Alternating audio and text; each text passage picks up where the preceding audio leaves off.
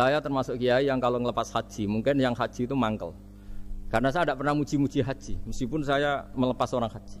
Umumnya kiai kalau ada orang haji kan dilepas haji mabrur, tidak ada lain balasan kecuali surga. Itu ngenes ketika si kiai pidato tadi ternyata ngenes. Ngenesnya seakan-akan surga itu hanya milik yang haji. Anak koyok kula sepundi Gus wong kula ora kelar kaji. Semenjak itu setelah saya jadi kiai ya dendam juga. Akhirnya setelah saya jadi kiai kalau ngaji orang yang haji mabrur balasannya surga, orang yang fakir sabar juga surga, orang yang sering dimarahin istri juga surga. Katanya pokoknya surga terus.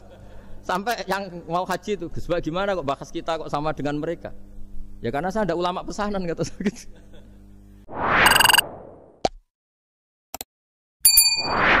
Bismillahirrahmanirrahim. Subhanaka la ilma lana illa ma 'allamtana innaka antal alimul hakim. Allahumma shalli wa sallim ala sayyidina Muhammad wa ala alihi wa sahbihi ajmain. Amma ba'du. Yang sangat saya hormati Dekan Fakultas Kedokteran UGM, juga tri dari Profesor Zaini, Profesor Ova Amelia, yang terhormat Dr. Naini, Dr. Profesor Dr. Madharina Zulia, dan semua yang hadir, termasuk teman kami Dr. Zulfikar, semua teman-teman kru, semua yang dari UGM, semua pendengar yang sangat saya hormati. Saya tidak akan cerita tentang perspektif kesehatan karena ini wilayah yang menangani kesehatan. Mereka lebih spesifik, lebih tahu. Tapi saya akan cerita tentang sejarah kurban. Saya masih ingat pesanan Pak Zaini, berkali-kali beliau bilang saya, agama yang masuk negara enggak konflik itu diantaranya paling spesial itu Indonesia. Karena para wali ini mendampingi kultur daerahnya, tapi tidak benturan. Misalnya kalau orang Jawa dulu pakai sesajen di sawah-sawah, katanya dimakan penunggunya. Ya penunggunya sawah itu kalau dulu ya pikirannya itu makhluk gaib. Di era modern ya penunggunya itu ya kambing, ayam itu. Jadi ya memang yang makan itu akhirnya. Tapi dulu itu aneh, diistilahkan dimakan penunggunya. Kalimat penunggu itu apa ya gak jelas, apa dengan tanda petik, apa penunggu betul gak jelas. Wali-wali datang tidak mengkafirkan itu, tapi terus dirubah jadi sedekah ke tetangga-tangga. Jadi kultur itu enggak dilawan, tapi cukup diubah. Jadi makani demit menjadi sedekah ke tetangga. Nah cerita kurban juga seperti itu. Dulu tokoh-tokoh Quraisy, penunggu Ka'bah, itu dulu sudah ndak tauhid, sudah musyrik kalau dalam bahasa agama. Itu di mana-mana termasuk kebutuhan pokok manusia itu kalau kumpul-kumpul itu makan-makan. Itu mulai dulu. Terus korbannya itu ya pasti perempuan mulai dulu. Jadi hanya bagian masak, boleh makan nanti ngenteni luwian itu, ngenteni bekas-bekasnya. Sehingga yang nyortir Abu Jahal CS itu. Jadi yang kurban harus hewannya bagus, spesial, bahkan enggak boleh dikawinkan. Hewan yang mau dikorbankan itu enggak boleh dikawinkan, enggak boleh pernah dikendarai, enggak boleh pernah dipakai bajak sawah dan sebagainya. Semuanya serba spesial. Nanti dikorbankan di Ka'bah. Yang dijual Ka'bah. Nah pertanyaannya, Ka'bah ini enggak pemakan daging, yang untung ya ketua-ketuanya ini. Karena Ka'bah tidak doyan daging. Dan itu ya di atas namakan Allah, ini demi taqarrub ila Allah, demi itu. Sehingga mereka bilang waqalu hadhihi an'amu wa harsun hijrul la yat'amuha illa man nasa'u bisamihim. Ini hewan kurban harus spesial dan yang berhak makan hanya orang-orang spesial, yaitu para penunggu Ka'bah, para sadanatul bait. Tapi karena mereka sudah tidak benar, tidak jujur, Islam mau merubah tradisi itu. Tapi kalau tradisi itu dirubah, maka Islam akan terkenal pelit karena dari acara makan-makan menjadi tidak ada makan-makan. Jadi kadang kebenaran itu harus diganti dengan sesuatu yang tidak ekstrim, karena tadi dari acara makan-makan menjadi sama sekali enggak makan-makan. Maka terus diganti oleh Islam dengan kalimat udhiyah, dengan kata kurban. Nah, kenapa itu harus terjadi? Karena kurban itu sebetulnya syariatnya Nabi Ibrahim, di mana orang Mekah itu memang turunan Nabi Ibrahim, sehingga sisa-sisa makan-makannya masih. Cuma mulai ada melenceng, ada sesajen, ada khurafat, ada bid'ah. Kemudian itu mulai masalah. Terus Rasulullah Muhammad SAW datang ingin benahi itu. Tapi yang dibenahi adalah menghilangkan kemusyrikannya, bukan makan-makannya. Akhirnya diganti oleh udhiyah. Nah, kenapa ada kurban? Kalau dalam banyak literatur, Nabi Ibrahim alaihissalam itu nabi yang paling, dengan tanda kutip, mengklaim kalau beliau itu orang paling sayang kepada Allah, paling dekat kepada Allah. Enggak ada yang dicintai selain Allah. Beliau memaklumatkan itu baik secara lisan maupun di gemuruh hatinya, di bisikan hatinya, di detak jantungnya, pikirannya seperti itu. Pas itu beliau belum punya putra karena beliau termasuk lambat punya anak. Suatu saat ditakdir punya putra, yaitu Ismail. Pas seneng-senengnya jalan, pas seneng-senengnya punya anak, sama Allah disuruh nyembelih. Anak kamu harus kamu sembelih. Ibrahim kaget. Kenapa ya Allah? Kamu adalah orang yang sering ngomong bahwa yang paling kamu cintai saya. Tapi setelah ada anak kamu, kayaknya enggak. Protes Nabi Ibrahim, Pak. Yang benar Gusti. Iya, harus anak kamu. Karena beliau kadung janji, kadung komitmen yang paling dicintai Allah, tidak ada yang lain. Saya akan mencintai engkau ya Allah meskipun harus mengorbankan anak saya. Singkat cerita terus disyariatkannya kurban itu. Ketika Nabi Ibrahim berkomitmen melaksanakan perintah itu, Ismail juga mau nurut, bersama Allah diganti oleh hewan kurban yang bernama kambing. Sehingga versi cerita itu bahwa Allah akan maklumi ketika orang mencintai Allah secara serius, bersamaan dengan itu orang juga mencintai anaknya dengan proporsi masing-masing. Itu di khazanah-khazanah yang saya baca. Versi kedua, tapi ini nanti nggak perlu dipertanyakan. Nanti kalau UGM tanya itu versi yang paling baik, yang paling benar gimana? Yang tanya juga bid'ah, yang jawab juga bid'ah nanti. Karena itu wilayah yang kadung terjadi. Jadi kalau dalam ilmu hadis itu, kalau kadung terjadi, mbok kamu unggulkan yang mana, tetap saja yang terjadi hanya satu, mau kelewat. Beda dengan istihad solusi. Karena mau terjadi ya kita uji coba. Kalau nggak cocok yang A ya cocok alternatif B, alternatif C. Kalau sudah kelewat, mau gimana? Kalau salah ya salah aja kan. Versi kedua begini. Semoga versi kedua ini yang benar. Kalau ini benar, keren. Nabi Ibrahim itu memaklumatkan diri. Kalau dalam bahasa Arab itu iddia itu mengklaim bahwa dia adalah orang yang paling sayang terhadap makhluk Allah, semua hamba Allah. Terus beliau diterbangkan ke langit. Ya karena UGM ini lembaga akademik, nanti saya baca teksnya. Kalau bahasa Arabnya itu takbirnya. Diterbangkan ke langit, ke alam malakut. Ya tidak usah ditanyakan, tanya terbang gimana, nanti ribet nanti itu. Setelah diterbangkan di langit, wa kadzalika nuri Ibrahim malakutas samawati wal ardh, diperkenalkan alam langit, terus dipertontonkan. Itu ada sekian hamba Allah yang nyabu, yang ngefly, yang dugem, pokoknya yang maksiat-maksiat itu. Ibrahim ditanya sama Allah, gimana itu mereka menurut kamu? Damirhum, habisi saja Allah. Mereka makan rezekimu, hidup di bumimu, tapi mereka tidak mengindahkan engkau. Matikan saja. Sama Allah diturutin. Jalan-jalan lagi sampai 3 kali peristiwa tempat-tempat maksiat itu dihabisin sama Nabi Ibrahim. Beliau minta sama Allah supaya itu dihabisin. Singkat cerita, terus beliau diturunkan sama Allah. Setelah diturunkan, ya Allah tidak jawab, tidak apa. Allah itu punya sunnah, punya tradisi. Dengan nabinya itu tidak jawab. Suatu saat Nabi Ibrahim disuruh bunuh anaknya, disuruh nyembelih. Protes kan? Huwa samratu fuadi. Ini kekasih saya, putra saya. Kenapa engkau nyuruh membunuh?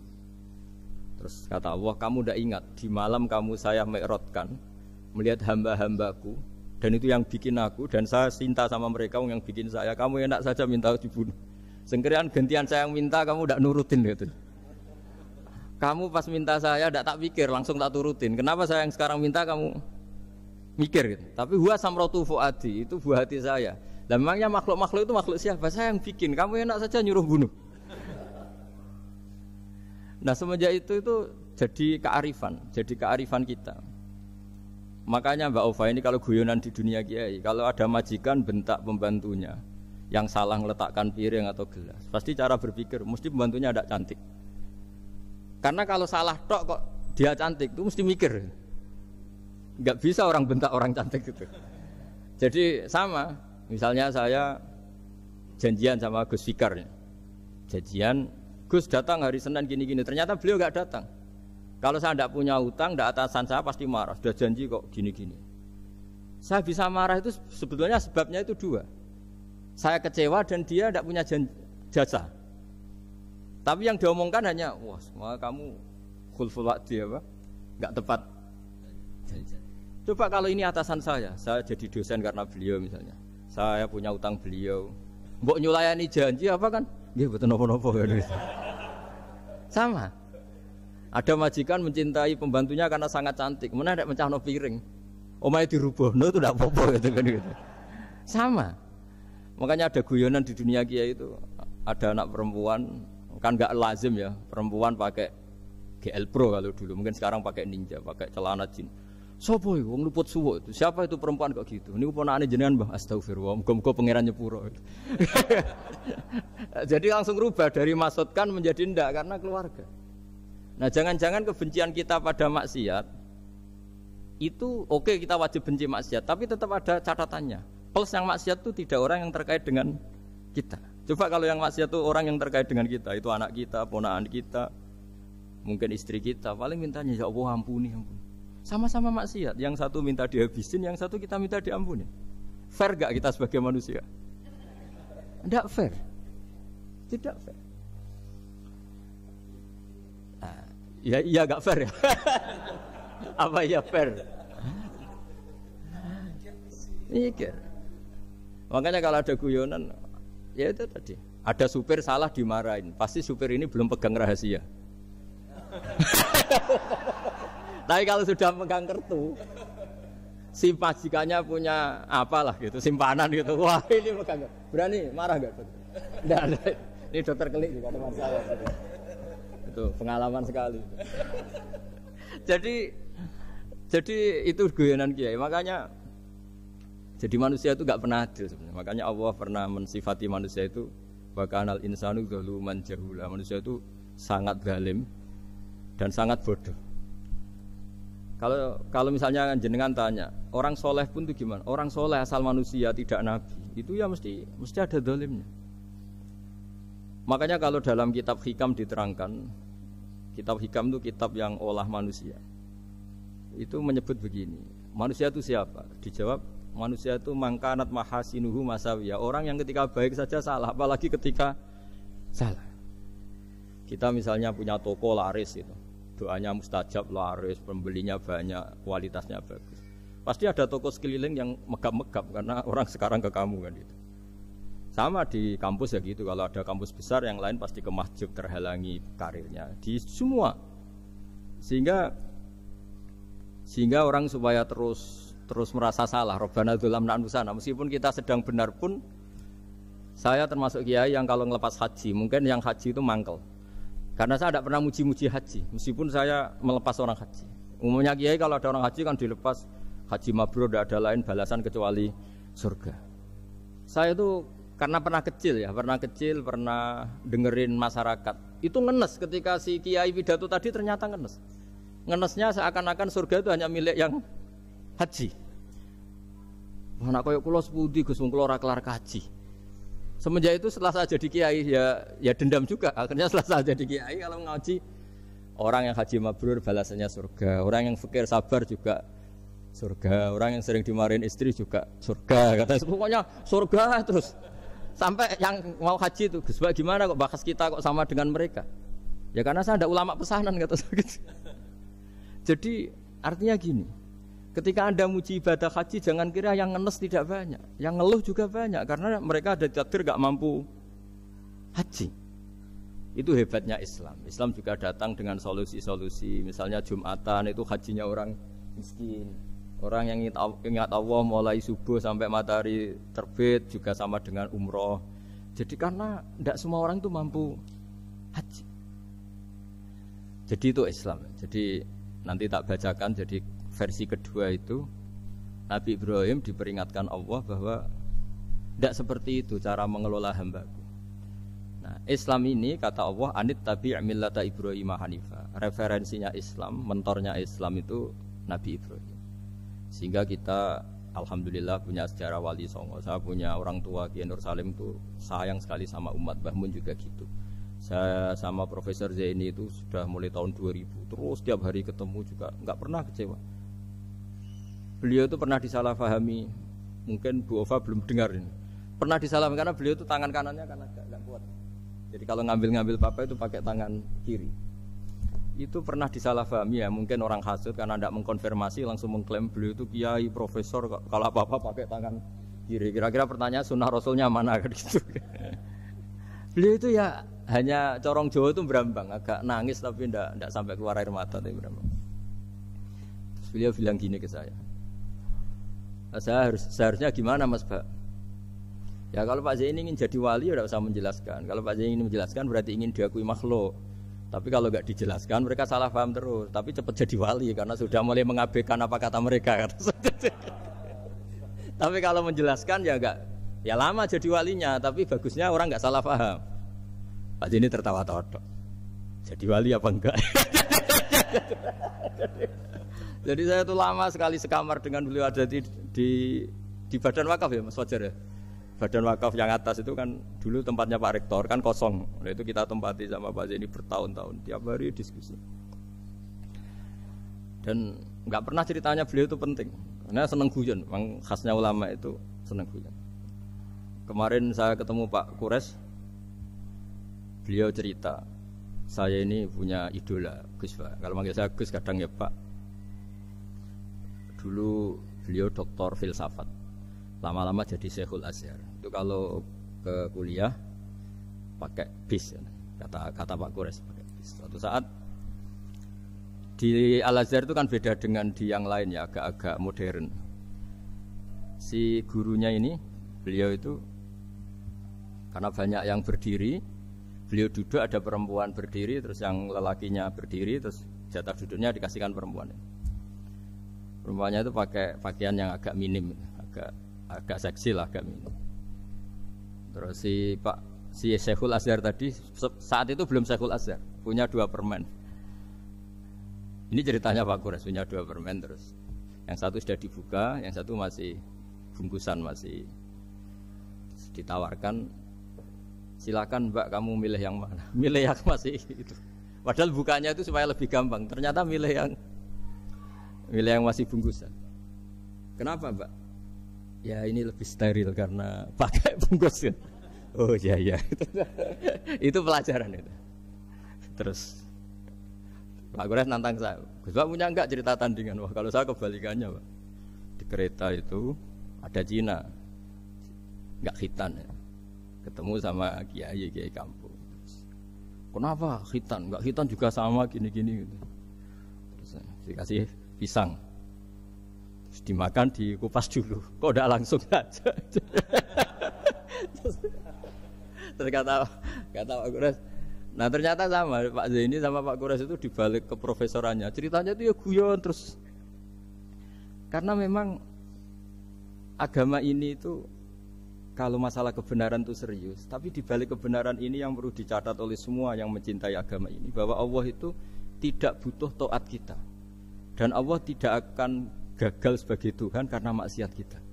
La tanfa'uhu ta'atuhum wa la tadurruhu maksiatuhum. Allah tidak akan ngefek ketika semua orang taat ya gak ngefek, semua orang maksiat juga gak ngefek. Karena Allah ini zat yang punya eksistensi sejati, sehingga hubungan kita dengan Allah itu tidak ngefek ke Allah, tapi ke kita sendiri. Sehingga mereka lebih rileks karena nggak merasa harus mati-matian bela Allah. Allah tetap Al-Qayyum, zat yang bisa berdiri sendiri. Sehingga di kitab-kitab itu ada bab namanya Mizahun Nabi, guyonan-guyonan Nabi. Itu ada babnya sampai di kitab Ihya, di kitab banyak lah kita. Masyhur itu suatu saat ada orang sepuh sowan ke Nabi karena sudah sepuh. Beliau pamit lah, kira-kira jam segini pamit, ya Rasulullah saya mau pulang karena nanti kemalaman. Karena beliau jalan kaki yang orang sepuh. Kata Nabi, dah tenang saja di sini, nanti pulang kamu udah jalan kaki. La ahmilan naki alab ninakoh, nanti kamu tak naikkan anaknya unta. Pikirannya orang sepuh tadi namanya anak unta itu ya kecil. Wa ma fa'altu bibninako, apa yang bisa saya lakukan dengan anak unta? Sudah tenang saja. Setelah beliau ngaji lama, ya dikasih unta tua itu. Silakan kamu bawa unta saya ini. Ini kan unta tua, ada anak unta. Ya meskipun tua ya anaknya unta kata Nabi. Ya tapi cerita saja. Meskipun tua juga anaknya unta. Jadi agama itu rileks. Nabi Ibrahim kembali lagi ya karena syariat Ibrahim. Nabi Ibrahim itu pernah minta supaya nyawanya itu diperpanjang karena umumnya orang itu kan ingin nyawa panjang, ingin umurnya panjang. Beliau yakin penting nyawa panjang, umur panjang. Allah tidak jawab enggak apa. Suatu saat ada tamu, orangnya itu sepuh sekali. Nabi Ibrahim karena orang yang sangat menghormati tamu dikasih kurma, anggur. Itu setiap dimakan dikunyah meler lagi keluar. Karena sudah sepuh, nggak ada giginya, dikunyah keluar lagi. Itu jawabnya Nabi Ibrahim, ya Allah, masuk lagi ke kamar, sholat lagi, mengcancel doa panjang umur. Katanya Ibrahim, oh jenengan jawab toh. Gitu. Artinya kalau ingin tua sekali ya nasib kamu kayak itu gitu. Jadi karena beliau tahu itu jawaban terus masuk kamar, oh jawab tuh Gusti jenengan, terus membatalkan doanya. Itu Nabi Ibrahim. Kalau orang sekarang enggak, ndonga ngarani, ya tua ya tetap sehat, tetap wah itu. Itu lebih ribet itu. Iya, jadi karena doa itu kalau enggak diperjelas itu ya repot. Ini cerita supaya kita berislam itu ceria. Saya Mbah Mun itu meskipun kiai top, senengannya nggih guyon bapak saya. Tapi guyon itu ada yang wajib. Saya dulu itu janggal. Ini cerita ya, mungkin kalau di kampus-kampus umum agak asing, tapi ini cerita. Nuduh zina itu dosanya besar sekali. Saya ulang lagi, nuduh orang lain zina itu dosanya besar sekali. Disebut bab qadzaf. Saya pernah menjumpai 3 kiai besar Bu Ova, 3 kiai besar. Kiai top semua. Di majelis itu ada gosip bahwa si A itu punya selingkuhan sama Sri itu misalnya atau siapalah dengan perempuan. Itu kalau di Arab itu senengannya pakai Salma, Laila Majnun Salma. Kalau di Jawa itu kasihan korbannya itu. Ya, tapi itu contoh saja. Itu si Kiai 3 tadi gak ngefek, malah tanya gini, loh apa perempuannya cantik? Wah cantik sekali Mbah. Cantiknya sampai kayak apa? Malah bicara cantiknya perempuan. Saya itu ya pertama iskal. Ini kiai kok bakas orang apa? Cantik. Orang ayu ya. Setelah majelis itu bubar, yang penggosip tadi ya yang gosip ini gak kiai, yang pembisiknya ada kiai, yang gosip ini gak kiai. Cuma kiai 3 ini posisi mendengar. Tapi malah tanya cantiknya tadi. Singkat cerita setelah orang itu pulang bilang gini, Gus.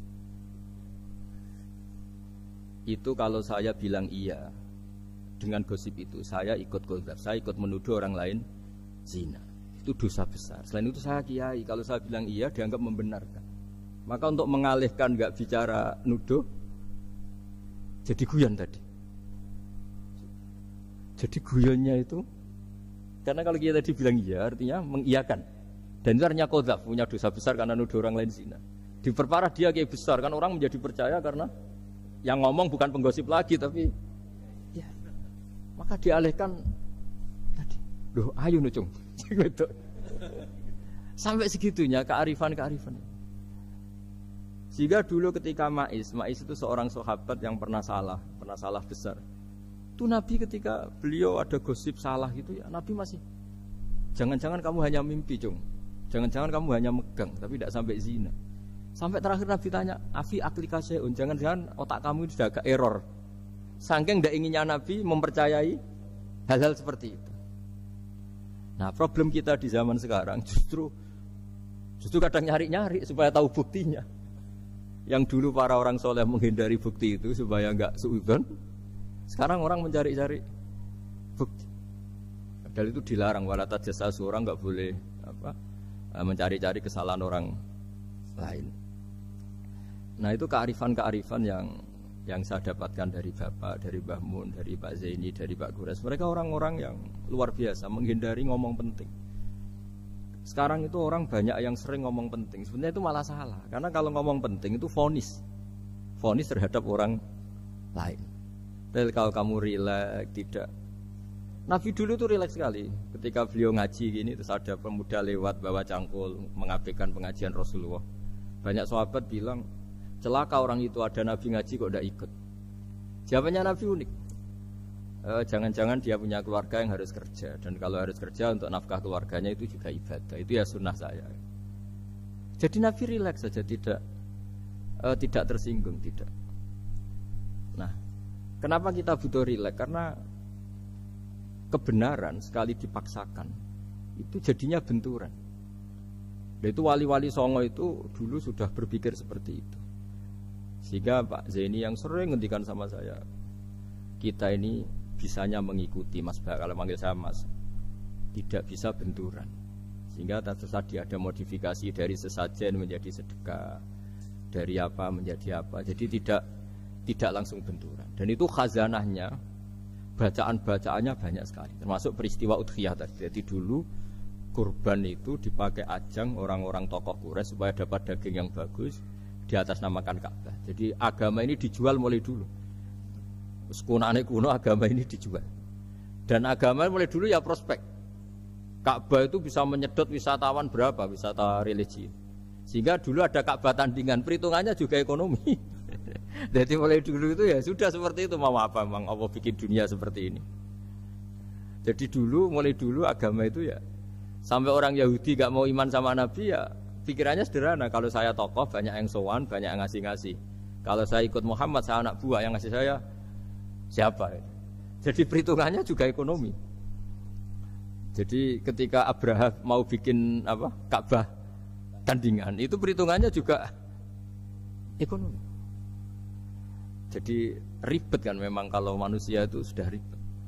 Tapi Islam ini datang bukan untuk itu, tapi memaklumi itu.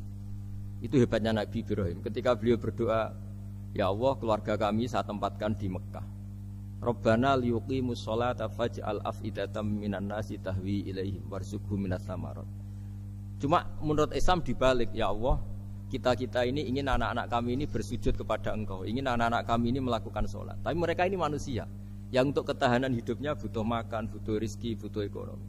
Maka tolong ekonominya dijaga ya Allah. Jadi dibalik, demi sholat menjaga ekonomi. Jangan dengan demi ekonomi meninggalkan sholat. Jadi dibalik, jadi demi sholat menjaga ekonomi. Juga termasuk menjaga politik. Andaikan tidak ada orang Islam yang cakap politik, terutama yang soleh-soleh, kemudian negara bikin aturan ala mereka, sholat dianggap larangan, pengajian dengan larangan, juga repot. Makanya mulai dulu kiai-kiai itu ya politik, karena nggak ingin negara ini diatur oleh orang yang anti sholat, anti agama. Karena kalau negara terserah yang sedang jabat, kemudian yang jabat tidak soleh, bisa nganggap maksiat-maksiat tidak ilegal, yang pengajian justru ilegal. Nah, di sini kenapa banyak orang-orang soleh dulu ya rata-rata ya berpolitik mulai sebelum kemerdekaan sampai setelah kemerdekaan. Jadi itu ada filosofinya. Nah, bahwa ada oknum-oknum yang tidak seperti itu ya monggo, itu oknum. Tapi sebetulnya awal-awalnya kenapa banyak orang soleh yang politik, karena nggak ingin negara ini dipimpin oleh orang-orang yang anti agama, anti kebaikan. Sehingga berkahnya apa? Berkahnya negara ini berkonstitusi secara Islami. Meskipun tidak negara Islam, tapi tadi hak-hak asasi manusia terjaga, hak belajar, hak beragama, hak ibadah. Coba bayangkan kalau kita jadi korut, Korea Utara kan pusing. Jadi, nah itu uniknya, lagi-lagi ini cerita uniknya. Itu mulai dulu itu tidak ada benturan. Ketika ada Masumi, ada Partai NU, ada macam-macam. Muhammadiyah datang di Jogja itu Mbah Ahmad Dahlan itu teman dekatnya Mbah Hasyim. Saya tahu banyak tentang, namanya dulu Darwis. Itu dulu ngajinya sama pernah buyut-buyut Qiyami di sini. Dulu ngaji Mbah Soleh Darat, Mbah Ahmad Dahlan sama siapa itu Mbah Hasyim. Ketika di Mekah yang Mbah Ahmad Dahlan ngaji Syekh Khotib Minangkabau itu ya sama Mbah Hasyim. Nah kebetulan Mbah Ahmad Dahlan hidup di Jogja yang zaman itu sudah khurafatnya kayak apa, karena ada sistem agama yang sangat, menurut beliau sangat jauh dari Islam yang murni. Terus beliau revolusinya seperti itu. Yang Mbah Hasyim nempat di Jombang. Nah itu kan murni ilmu sosial, murni muqtadul hal. Terus beliau punya metode yang berbeda, tapi nggak masalah, mulai dulu nggak masalah. Kemudian jadi kalau yang kadang-kadang memasalahkan tuh ya memang yang nggak tahu masalah. Sebenarnya dulu itu ya biasa aja, karena ya itu urusan metode, urusan. Saya teruskan masalah udhiyah. Jadi yang diceritakan Nabi Ibrahim tadi bahwa benci seseorang kita atasnamakan maksiat itu tidak segampang itu. Karena jangan-jangan kebetulan yang maksiat itu keluarga kita. Apakah kita punya kebencian yang sama saat yang maksiat itu keluarga kita, atasan kita, teman kita? Ya kayak tadi. Kalau saya corong jodi belenjani janji, ada orang janji sama saya nggak tepat waktu, saya bisa marah, itu pasti sebabnya jelas. Itu bawaan saya nggak berjasa sama saya. Kalau kata dokter Kelik nggak cantik ya. Tapi kalau itu orang yang misalnya rektornya bilang, maaf ya saya tidak bisa datang hari ini, tidak apa-apa. Pasti manut itu. Atau yang nyulayani janji kiai itu, cuma ngurus itu teko itu. Ini betul apa-apa. Gayanya aja kita marah karena full waktu ya, ingkar janji. Sama. Intinya Nabi Ibrahim itu coba kalau yang maksiat itu anak kamu berharap saya ngasih tobat kan, bukan langsung tak habisin kan. Intinya Allah ingin bilang ke Nabi Ibrahim, andai kan yang maksiat itu anak kamu, ingin saya menghabisi apa tak kasih tobat? Ya kasih tobat ya. Ya seperti itu saya yang bikin. Maka di Al Azhar sana kalau cerita orang-orang alim itu masyhur. Ada tempat maksiat mau dihabisin sama orang-orang yang sangat keras. Ketemu Syekh Mutawalli Sya'rawi, ditanya, andai kan mereka mati saat maksiat, itu mereka ke surga apa ke neraka? Ya ke neraka. Terus ditanya sama Syekh Mutawalli, kalau mereka ke neraka, akan adzalika muradan Nabi? Apa seperti itu yang digedaki Nabi, umatnya mati terus masuk neraka karena belum tobat? Tidak, Nabi inginnya mereka tobat dulu. Ya sudah, jangan dihabisin. Kamu berproses ikut mentobatkan mereka. Kebetulan ini mau mendengar. Jadi kita lunak, kita baik itu ya semuanya ingin la'allahum yarji'un, semoga mereka kembali, mereka tobat. Bukan lunak dengan arti mengakui maksiat itu satu kebaikan, itu yang bahaya. Kalau lunak sampai mengakui itu maksiat itu kebaikan, itu bahaya sekali. Tapi kita lunak karena kita ingin berproses untuk bertobat. Karena tadi kalau kita punya nurani itu mesti, andai kan yang maksiat itu anak kita atau teman dekat kita atau orang yang berjasa sama kita, apa kita bisa tegas? Kira-kira gimana? Bisa kamu tegas sama anak kandung? Berat. Ditantang minggat saja pusing. Ya makanya terus ini saya baca teks aslinya ya, supaya mungkin sebagian yang punya kitabnya atau memang punya tradisi akademik supaya mendengar ini. Saya baca ini versi yang kedua ini di kitab Hikam. Kitab Hikam juga termasuk kitab pegangan para kiai, halaman 4 juz 2. Diredaksikan gini, waqat adzaballahu ta'ala, ini masih tentang kurban. Waqat adzaballahu ta'ala khalilahu Ibrahim fi ba'di mawatinihi al-azimah. Jadi Allah kalau dalam bahasa Arab memberi teguran itu namanya takdib. Makanya kalau orang nakal itu, kalau orang Jawa bilang kurang ajar. Sebenarnya ajar itu kan tahun ajaran baru. Ajar itu kan barang baik. Ya kan disebut tahun ajaran baru. Pengajaran, ajar itu kan barang. Jadi kalau kurang ajar berarti kurang baik. Itu bahasa Arabnya orang yang kurang ajar perlu diajari. Itu kalau orang Arab bilang ditakdib. Diwarai toto kromo, diadabkan. Jadi belum punya adab diadabkan. Itu udah, tapi tentu Nabi Ibrahim nggak sampai kurang ajar. Ini kan cerita bahasa ya. Jadi kalau sebenarnya ajar itu udah buruk-buruk sama kurang ajar, berarti orang ini kurang pelajaran, kurang. Tapi di Jawa itu agak salah kaprah. Kalau kurang ajar itu ekstrim. Misalnya duduk di meja itu disebut kurang ajar. Sebenarnya ada se-ekstrim itu. Saya teruskan ya. Terus wa 'allamahu kaifa yatakhallaqu bihadzal khuluqil karim inda tilaihi alal asrar. Terus disebutkan anak Ibrahim annahu arhamul khalqi qol farafa'ahu wa ta'ala hatta asyrafa ala ahlil ardi. Nabi Ibrahim diterbangkan ke langit sehingga melihat di bumi yang maksiat-maksiat itu. Faqala ya rabbi damirhum, habisi saja. Terus faqala wa ana arhamu bi ibadi minka ya Ibrahim ihbit fala allahum yatubun wa yarjiun. Jadi setelah permintaannya semua dikabulkan, dihabisin sama Allah, terakhir cobalah kamu sekali-kali dakwah ke mereka. Kamu belum pernah dakwah kok tahu-tahu minta mereka habisin. Coba kamu dakwah, jangan-jangan mereka mau kembali. Nah terus sebagian cerita itu terus diteruskan ketika suatu saat Ibrahim akhirnya diminta menyembelih putranya. Inni arafil manami anni atfahu kafang durmata taro. Falamma tashammara lidzalik wa akhadha sikin biyadi qala Allahumma hadza waladi wa samratu fuadi wa habbun nasi ilayya. Ya Allah, ini buah hatiku, ini orang paling saya cintai. Kenapa engkau menyuruh ini supaya saya bunuh? Terus beliau dijawab sama Allah, Ama ta'lamu anni rahimun bi ibadi kama anta syafiqun bi waladik. Fa idza sa'altani ihlaka 'abdi as'aluka dzabha waladik wahidan bi wahidin. Jadi kalau dulu kamu minta supaya hamba saya tak habisin karena maksiat, sekarang saya juga minta kamu menghabisi anak kamu. Tapi ini kan anak saya, sama itu hamba saya yang bikin juga saya. Nah semenjak itu Ibrahim dianggap sebagai bapak kasih sayang. Karena semenjak itu terus beliau orang yang paling sayang. Sampai ada 3 nabi yang menjadi metodenya Rasulullah SAW sebagai mentornya. Kalau Nabi Nuh melihat kemaksiatan langsung bilang, Rabbi la tadzar alal ardi minal kafirina dajjaro, habisi semua ya Allah. Tapi kalau Nabi Ibrahim apa? Faman tabi'ani fa innahu minni wa man asani fa innaka ghafurur rahim. Orang yang ikut saya ya karuan kelompok saya, dan yang sebelum ikut semoga engkau mengampuni. Tentu lewat proses dakwah, lewat proses. Nah, Wali Songo, kembali ke Wali Songo dan para guru-guru kita, itu seperti itu semua. Jadilah Islam yang di Indonesia, Islam rahmatan lil alamin, itu konstruksinya ya dari ilmu-ilmu seperti ini. Bacaannya seperti ini. Karena ternyata kita tegas tadi ujung-ujungnya karena itu tidak cantik, tidak atasan kita, tidak berjasa sama kita. Kamu kalau ada supir telat, supir kok telat datang kantor gitu, pasti supir itu belum pegang rahasia. Setelah pegang rahasia tak jamin aman itu meskipun telat. Karena lebih ngeri pasti.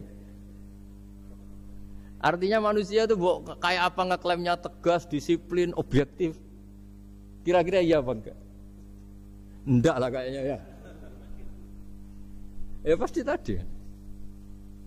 Nah itu yang makanya bapak saya kalau guyon sama saya itu, kalau umumnya orang itu kalau di dunia kiai muji istiqomah. Istiqomah itu konsisten jadi imam masjid, konsisten jadi guru, jadi apa. Kalau bapak itu sering guyon ke saya, iku istiqomah apa mau digenti wong liya katanya. Artinya di balik istiqomah itu juga ada catatan lain. Jangan-jangan ambisi gak mau diganti orang lain. Jadi intinya manusia itu dalam benar saja ada unsur salahnya, apalagi pas salah gitu maksudnya. Nah ya pas benar saja ada unsur salahnya, apalagi pas salah. Itulah dengan sudut pandang seperti ini adalah orang terus gak gampang menghakimi orang lain. Karena manusia yang baik adalah cukup dia merasa aibnya banyak, salahnya banyak, kemudian itu menyibukkan dia dari mencari-cari aibnya orang lain. Makanya kalau dalam cerita Ibrahim alaihissalam, karena kurban itu identik dengan syariatnya Nabi Ibrahim. Ini saya punya catatan yang kemarin tak baca juga di Jakarta. Itu suatu saat Nabi Ibrahim itu didatangin orang Majusi dulu. Orang Majusi itu ya tidak beragama.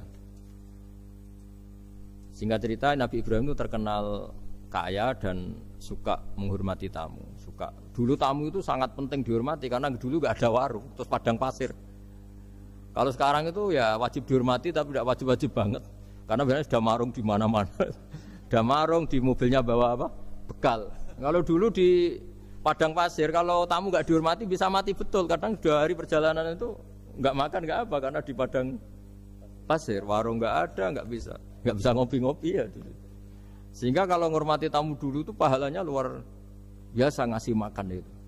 Kalau sekarang ya pahalanya biasa aja karena ya tamunya makannya ya biasa aja karena sudah kenyang duluan itu. Singkat cerita orang ini datang ke Ibrahim minta dikasih makan. Nabi Ibrahim mengatakan kamu syaratnya harus Islam dulu, kalau enggak katanya makan. Karena Ibrahim itu seorang nabi dan beliau komitmennya seperti itu, si tamu tadi putus asa.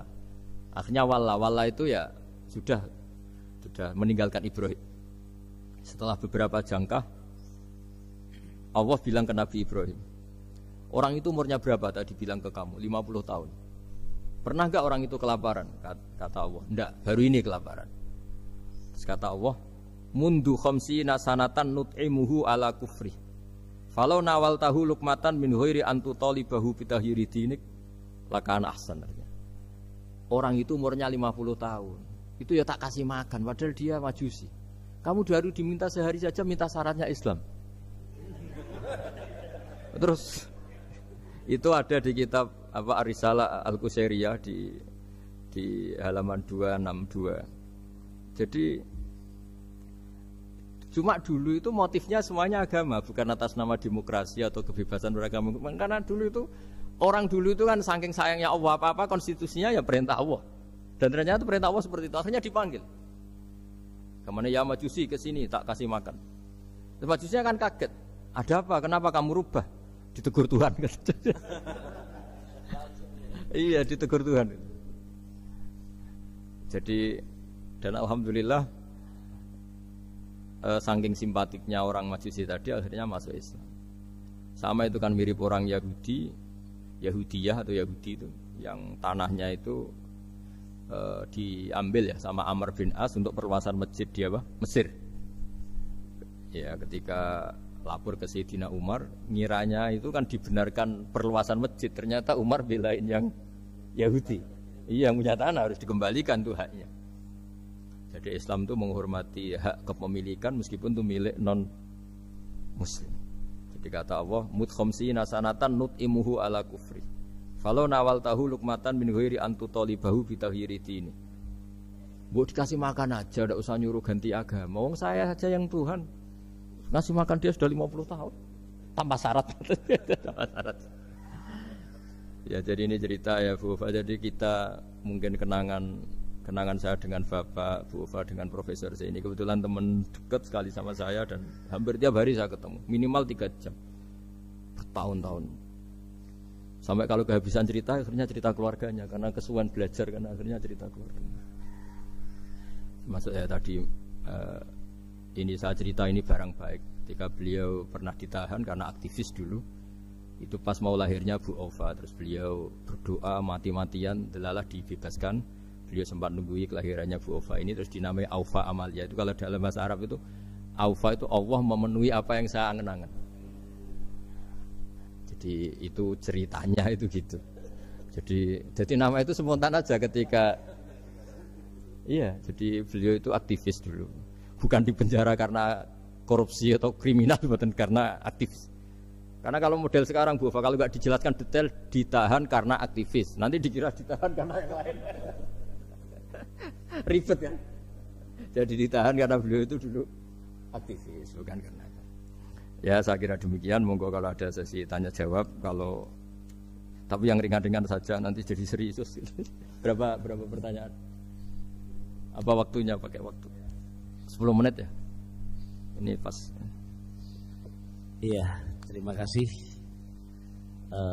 Pak Gus Baha yang sudah menyampaikan cukup baik ya untuk pencerahan kita semua terkait dengan bagaimana kehidupan bermasyarakat dan bagaimana kita mensikapi salah benar, begitu juga terhadap orang-orang yang mungkin selama ini tidak kita duga, ternyata banyak hal-hal yang kita dapatkan pada sore hari ini. Saya yakin dari pemirsa atau dari Bapak Ibu yang hadir secara langsung maupun virtual ada hal-hal yang akan ditanyakan. Kita masih punya waktu cukup kurang lebih 1/4 jam. Oh kelamaan ini. Kelamaan, iya. Tadi 10 menit perjanjiannya. Iya. Tadi 10 menit. Iya. Pas ini. Kami persilakan dari yang hadir terlebih dahulu. Sudah sangat jelas sudah ini. Sudah pinter semua. Ya, ini ada pertanyaan. Yang pertama katanya, Assalamualaikum warahmatullahi wabarakatuh. Pak Gus Baha, dalam ingin bertanya dan ingin tahu bagaimana supaya kita bisa selalu berpikir nubuwah di setiap peristiwa yang menimpa kita di kehidupan sehari. Semoga. Gimana? Ulang lagi. dalam ingin bertanya dan ingin tahu bagaimana supaya kita bisa selalu berpikir nubuwah di setiap peristiwa yang menimpa kita di kehidupan sehari-hari. Begini ya, jadi andaikan kita baca banyak, setidaknya sering mau mendengar.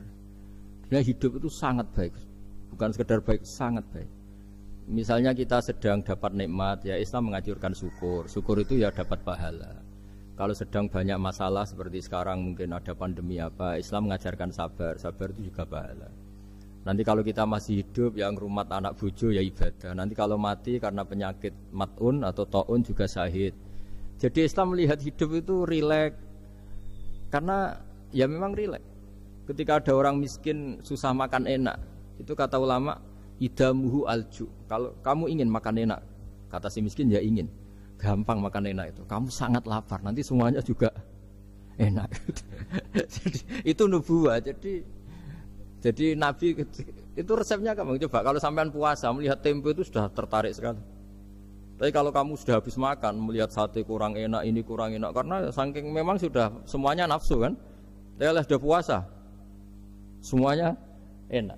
Jadi kalau ingin nubuah misalnya kita miskin itu ada fadilahnya orang miskin, keutamaan orang miskin. Itu malaikat ngauditnya bingung karena mau diaudit apanya nggak punya apa-apa kan. Jadi artinya barokahnya miskin kita hisabnya juga ringan, mau diaudit apanya nggak punya apa. Iya kan? Nah, yang orang kaya barokahnya kaya bisa amal, bisa ikut bantu masjid, bantu madrasah, bantu kebaikan. Nah, itu berpikir nubuah. Terus kedua, terbiasakan yang agak unik, ini mungkin wilayah medis. Yang agak unik dalam Islam itu mimpi itu Bu Fayo, mimpi. Itu sama kenyataan itu tinggi mimpi derajatnya. Andai kan orang masih zaman orisinil, mimpi sama hidup nyata itu hebat mimpi. Karena begini, misalnya saya melihat ibu-ibu sama bapak-bapak melihat langsung seperti ini. Saya mesti berpikir nafsu. Kalau yang saya punya kepentingan ini tak anggap orang prospek, kalau yang enggak punya kepentingan enggak prospek. Pertanyaannya adalah orang yang saya anggap prospek bisa membantu saya ternyata jenisnya kikir. Yang tak anggap enggak prospek ternyata jenisnya dermawan. Kita kan sebenarnya enggak tahu. Lalu pertanyaannya, pandangan kita terhadap orang lain itu berdasar fakta apa berdasar harapan? Berdasar harapan. Tapi kita ngeklaim seakan-akan itu fakta. Nah, beda dengan mimpi. Asal tidurnya benar loh ya, tidak muakan banyak terus ngorok tidur itu. Tidurnya benar misalnya kita posisi normal, wudu, setelah wudu baca ayat kursi terus tidur kayak posisi orang meninggal ya, mujur utara ya. Ya, pokoknya kayak orang meninggal itu. Ya, utara dan selatan terus menghadap kiblat.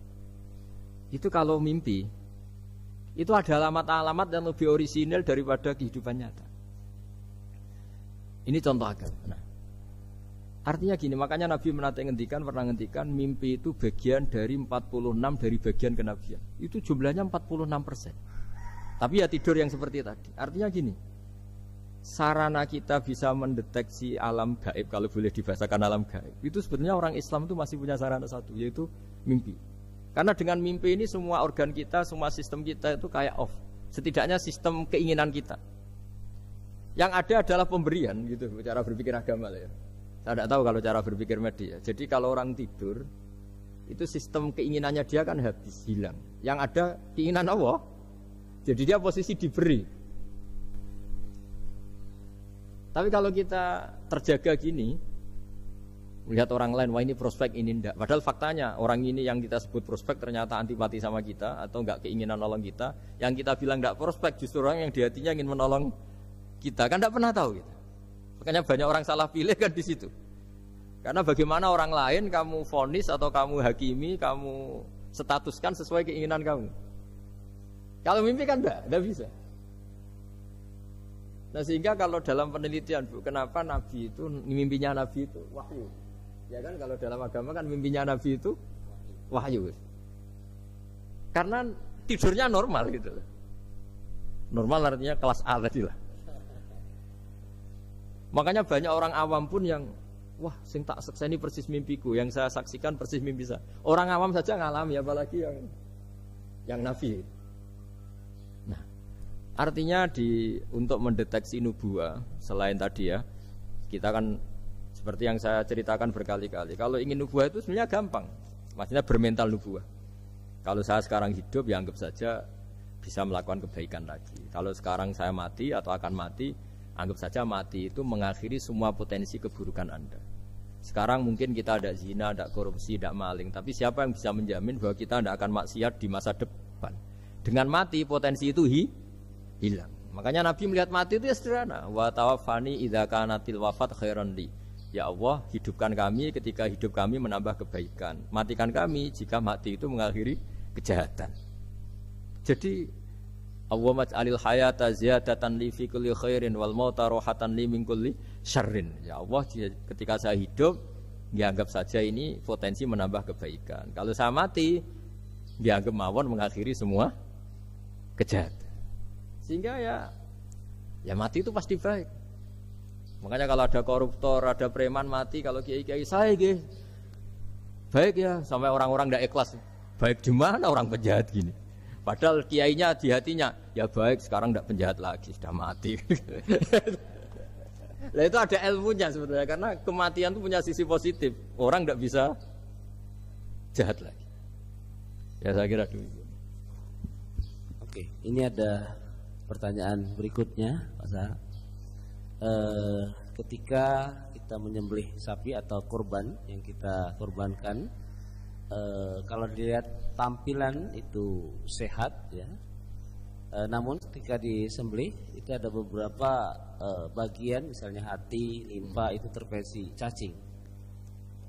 Apakah yang sebagian terpesi ini membatalkan syarat kita kurban? Setelah itu apakah kita akan mengganti hewan atau bagaimana? Makasih. Kalau Islam ya, Islam kan istilahnya masyhur itu ya dalam pegangan ilmu usul fikih. Nahnu nahkumu bidzahir, kita ini hanya berpegangan yang kita lihat.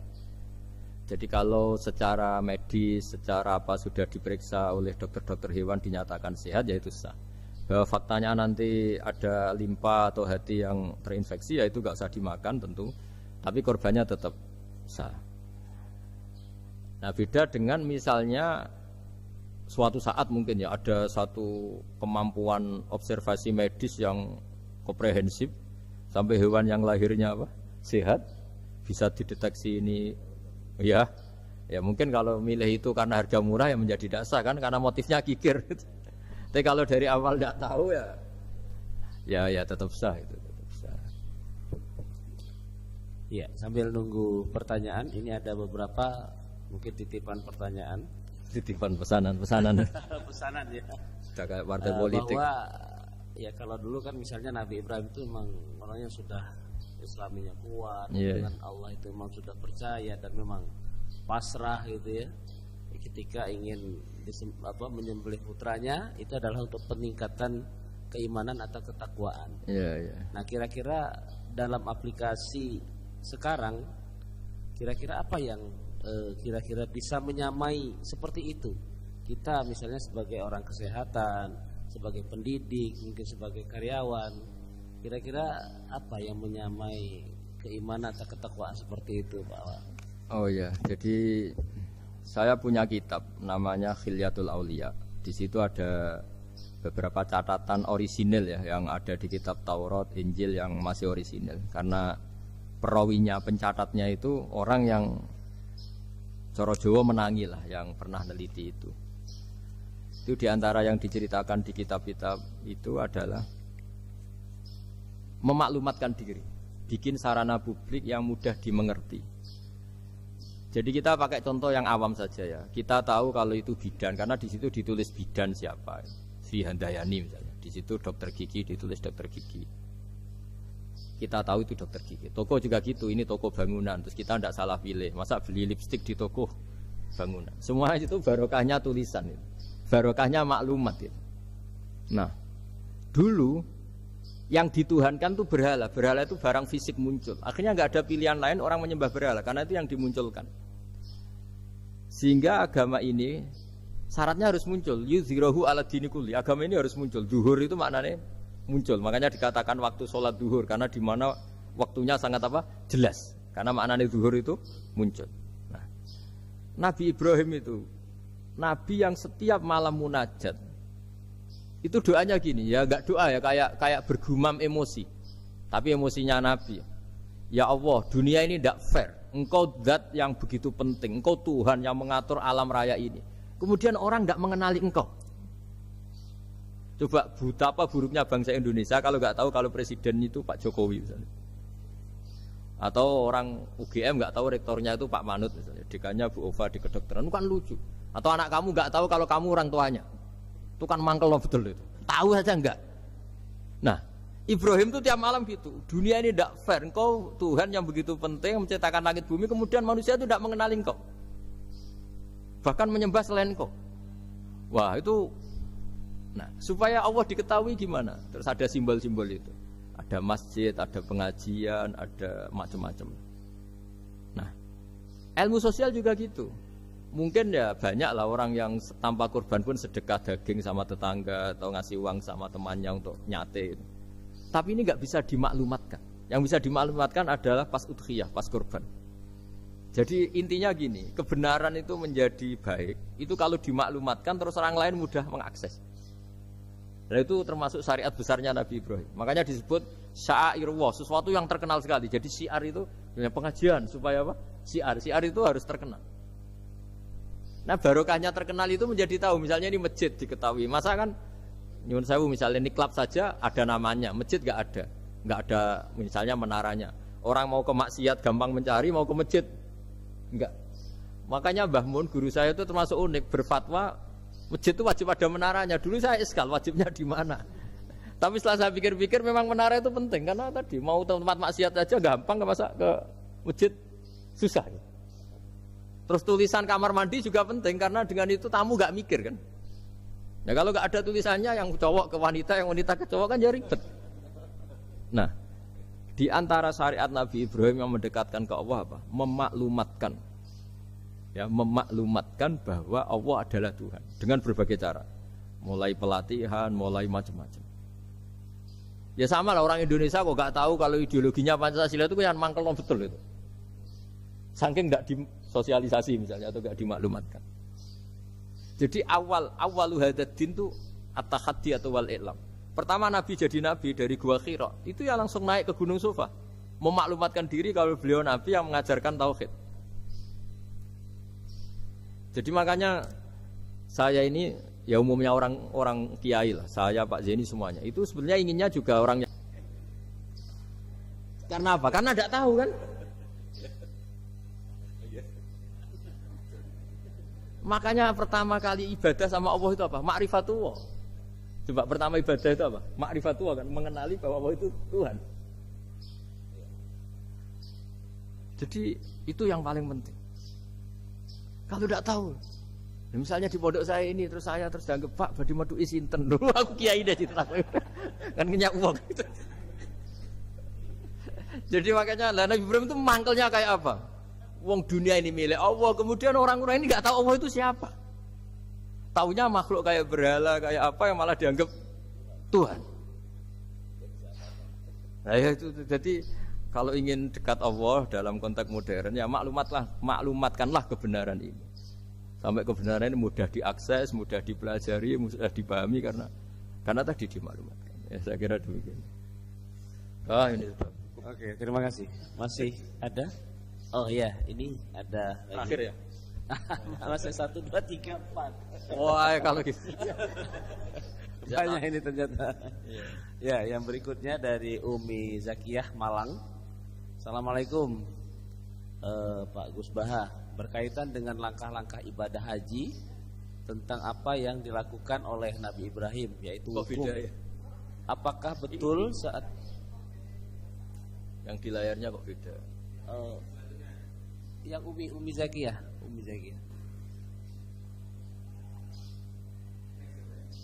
Next.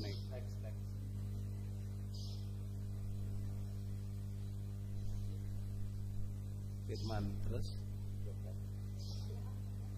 Iya. Harus dibatasin kan? Oh iya. Iya nanti kita batasi. Kok nanti ya? Ini soalnya sangat menarik ini. Iya. Ini ada Dewi Ismi. Apakah benar?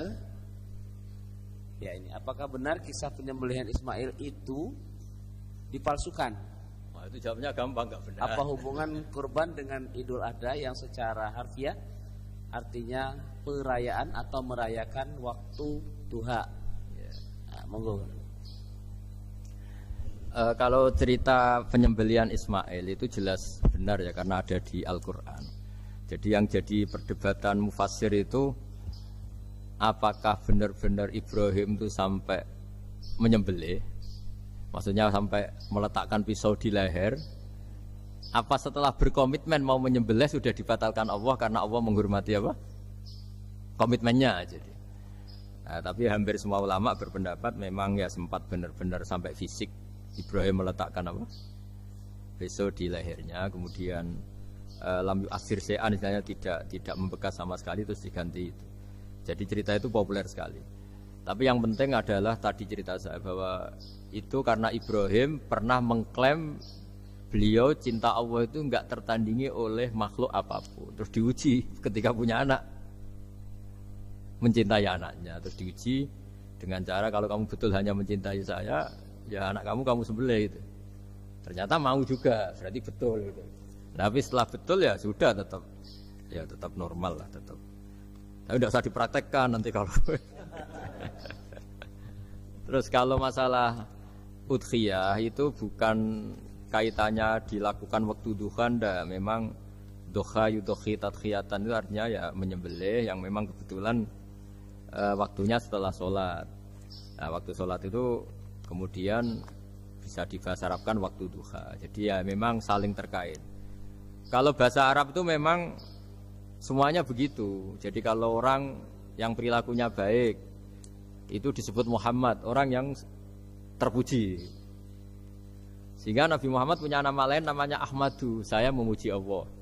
Kan Hamidah Yahmadu, kalau ingsun Ahmadu saya memuji. Jadi kalau bahasa Arab memang itu bofa. Kalau bahasa Arab itu memang unik. Bahasa Arab itu semuanya itu merujuk kosakata. Makanya kalau Pak Quraisyah menulis tafsir itu mesti melibatkan kosakata. Kayak Rasul itu asli maknanya Rasul itu ya utus.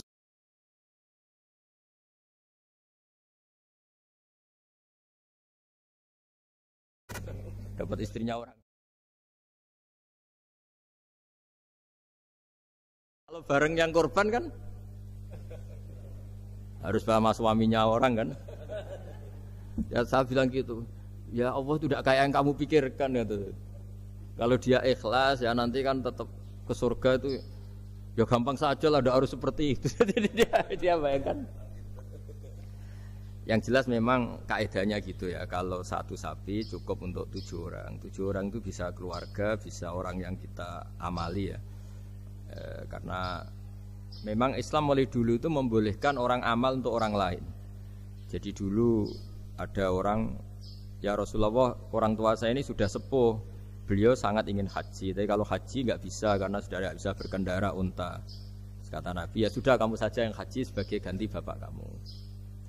Sehingga idza mata ibnu Adam in qata amaluhu itu termasuk anak yang soleh, sedekah dan apa. Memang mulai dulu Islam itu ada beberapa hal yang amal itu bisa diamali pada orang lain. Awaladin sholihin yatullah, terus adalah beberapa. Nah korban juga gitu. Biasanya anak-anak yang soleh itu perasaannya dulu bapak kami miskin, nggak mampu berkorban, nggak mampu akikah. Biasanya anaknya terus melakukan itu untuk bapaknya. Nah memang jadi perdebatan ulama, apakah kemudian mayit ini dapat pahalanya enggak? Jawabannya gini, kalau mayit itu orang soleh dapat. Kalau nggak soleh, itu kemungkinan dapat kecil. Misalnya gini, ada mayit yang zaman hidup itu antipati ngamal. Kok enak, duitku sing ngilang, wong liya nyate gitu. Dia mentalnya mental kikir yang beranggapan kok kenaan tetangga kami, uang kami yang habis, orang lain yang nyate. Terus dia mentalnya gitu dibawa mati. Kemudian anaknya soleh berkorban untuk bapaknya. Lah yang seperti ini ada potensi gak sampai karena dia tidak pernah punya niat. Itu beda dengan orang yang zaman hidup memang ingin korban, cuma secara ekonomi enggak mampu. Makanya pentingnya innamal a'malu binniyat itu di situ. Amal itu terserah niat. dalam banyak sarah ya, sarah itu penjelasan yang rinci itu dijelaskan. Kenapa orang mukmin masuk surga selama-lamanya padahal dia jadi mukmin hanya 80 tahun. Misalnya kita hidup di dunia kan rata-rata 80 tahun. Karena dia berkomitmen andikan hidup 1000 tahun juga tetap mukmin, andikan hidup 2000 tahun ya tetap mukmin, tetap sholat. Setiap orang soleh perasaannya gitu. Andikan kita hidup 2000 tahun juga tetap seperti ini kan, ya tetap sholat, tetap. Nah, sehingga karena niat itu dia diganjar surga selamanya. Karena dia bayangkan andikan di dunia selamanya juga akan iman selamanya. Nah, orang kafir juga berkomitmen gitu, yang belum rubah maksudnya.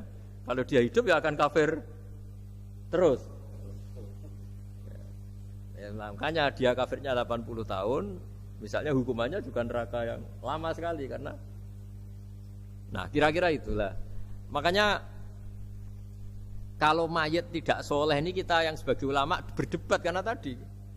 Itu kan ibarat gini, ada mayat sama sekali nggak pernah sholat, bahkan dulu itu mengkritik orang sholat. Terus dia mati, anaknya jadi orang soleh sering tanya saya, Gus sholatnya bapakku tak kodoin ndak?